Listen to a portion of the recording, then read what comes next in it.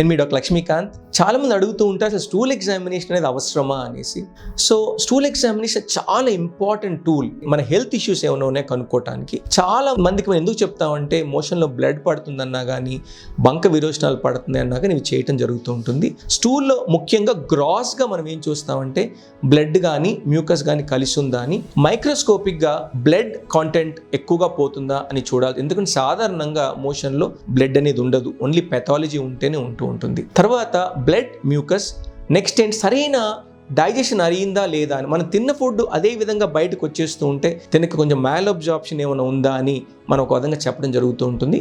అదేవిధంగా వామ్ ఇన్ఫెస్టేషన్, ముఖ్యంగా pin worms కానీ, ఆస్కారియాసిస్ కానీ, లేకపోతే టీనియా కోలేగా అలాంటిది ఏమన్నా ఉంటే షెడ్డింగ్ అని జరుగుతూ ఉంటాయి. కాబట్టి చిన్న చిన్న ఆ వామ్ పార్టికల్స్ మనకు కనపడుతూ ఉంటాయి.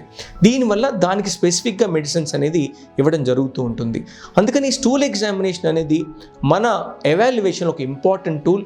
చాలా వరకు కొలానిక్ పెథాలజీకి మనకు ఒక డైరెక్షన్ ఇవ్వడం జరుగుతూ ఉంటుంది.